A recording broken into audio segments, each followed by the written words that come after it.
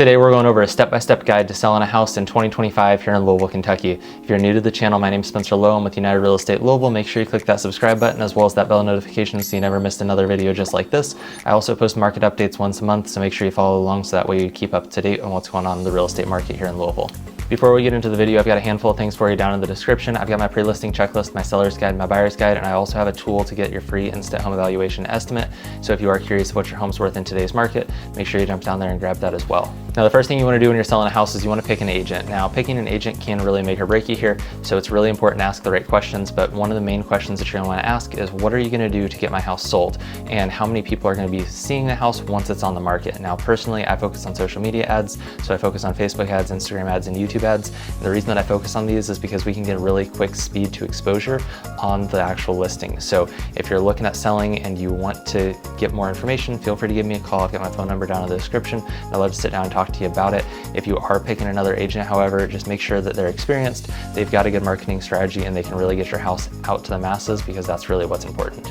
Now, the second thing that we want to do is we want to focus on the pricing of the house. Now, it's really important when we price a house to price it correctly. If we price it too high, certain buyers aren't going to come see it because they think it's too high. And then if it's too low, certain buyers are going to say, what's wrong with it? What am I not seeing? Why is it that low?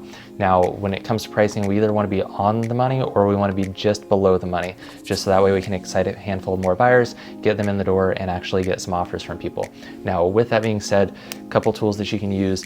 Obviously, you want to work with your realtor on pricing the house. They're going to pull comps, they're going to look at numbers, and they're going to look at what your house is, the condition of it. They're going to make adjustments to what's sold around you recently. But with that being said, online tools and calculators like the one I've got down below, realtor.com has one, Zillow has one, but with that, you really want to make sure that we're pricing it correctly, and sometimes those online calculators don't take into account for renovations, repairs, updates, or potentially any repairs that might need to be made to the house. Let's say it needs a new roof. The online calculator doesn't know that, so it doesn't know to calculate that in. The other thing with these online calculators is they're pulling from the PVA, which is the tax records of what's sold, which means that if your neighbors sold their house for $5,000 to one of their family members or relatives, it's taking that in and it's comparing it to all of them. So your house could either be above what it's worth or below what the estimate is.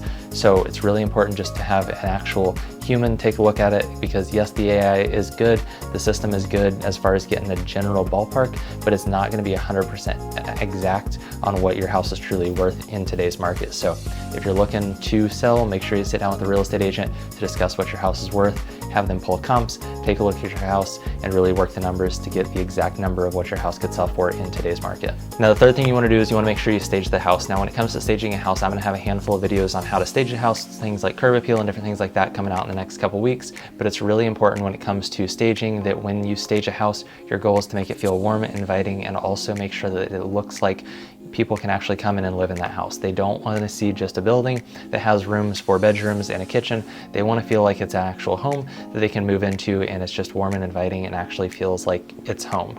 So make sure your house feels like a home when you're showing it, and making sure that that's done from the get-go when we get pictures and start showing it and stuff like that is really important. A couple other things that you can do is make sure you focus on the center of the house, and then also open up all the windows to make it look bigger, because more natural light makes the space show off better. And then also making sure that it smells homey can really have a big impact on the way the buyers feel about that property. Now, once we found our agent, we've set the price and we've got it staged, now it's time to focus on our marketing material before we actually list it. So we're going to focus on things like professional photos, videos, and then also setting up the ads for Facebook, Instagram, YouTube, different things like that before we launch it. If your agent's doing postcards or whatever, we want to make sure that all that stuff's done and ready, and the designs are already approved and everything's good to go, and it's ready to be launched the second that it hits the market.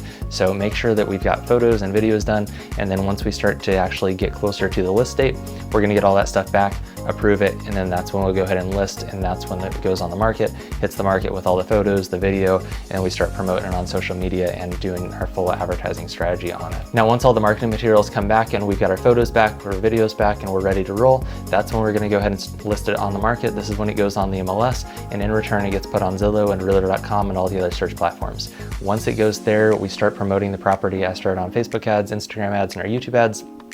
Other agents are going to send out postcards and do different things like that, but it all starts the second that we get it listed. But we want to make sure that we have our marketing materials right before we get it listed. That way when we list it, we're really listing it and launching the listing as quickly as we possibly can. Now, once it's on the MLS, it's going to get pulled into Zillow, realtor.com, and all the other search platforms. It's also going to get promoted. the way that your agent's going to promote it. And with that, you should start seeing some showing requests come in. Now, it's really important that we make accommodations in our schedule to get those showings in when they want to come in. It's also really important that we keep the house ready to show. So very few dishes in the sink, make the beds, pick up the dirty laundry, different things like that can really have a big impact in the way that buyers feel about the property. So make sure it's always ready to show. We're gonna have a lockbox on the door, and if you're at work, we can confirm a showing and have them in there in 20 minutes. So it's really important that the house is always ready to show once we get it listed until it goes under contract.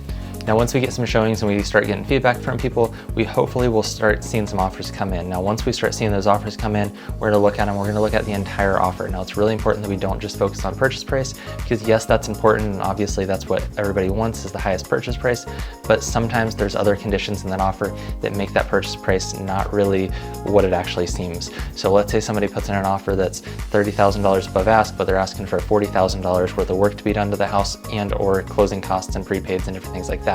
Well, it's $30,000 above ask, but it actually shakes out $10,000 under ask because of the conditions that's in that offer. So it's really important that we don't just look at purchase price, but we also look at other conditions in that offer. Your agent's gonna help guide you through the offer process and accepting them or countering them or rejecting the offers as they come in. It's really important you work closely with your agent and ask questions throughout that process, and also make sure that you read everything in it before you sign anything, just because you never wanna miss anything. You really wanna know what you're signing and agreeing to before you actually sign it. Now, once you accept an offer, you're gonna go under contract. Now, it's really important here to realize that there's really no standards of what is normal in the real estate market. Every situation is completely different. So inspections, timeframes, as well as appraisals and financing, all that stuff is completely different on every single offer. So there's really nothing that I can really guide you through on this, because nothing is really standard. Some buyers don't want inspections, they don't need appraisals, they're paying cash and they can close in 2 weeks. Other buyers, they're gonna need 45 days because they're getting financing. They're gonna want a home inspection, they're gonna want, a HVAC inspection and a roof inspection, they want a septic inspection, and all that stuff is completely relative to each situation. So I really can't guide you too much as far as the under contract part of it, because it's gonna be completely different on every single house, every single offer, every single agent that writes it up. It's gonna be completely different. So just know that going into it, that your agent's gonna help guide you through the process of actually getting everything done for that contract to be complete and to get it to the closing table. That's your agent's job, is to take the house, get it advertised properly, get it under contract, and then guard that contract to the point we get it to the closing table. So once it's at the closing table, that's when we just walk in, we sign away the house, and we accept the contract or accept the check, and we take it to the bank, and you're pretty much done at that point. So after accepting the contract, work with your agent to get through that contract and get it to the closing table, go to the closing table, sign docs, and then pick up your check, and you're pretty much done with the entire process. Now, once again, I've got this in a full PDF document. It's down below with my seller's guide. Make sure you click down there and grab that before you go.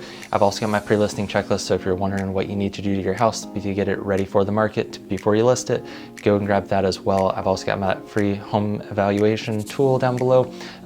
Just know it could be off a little bit. It's not always going to take into account for, the renovations and updates that you might have done to the property.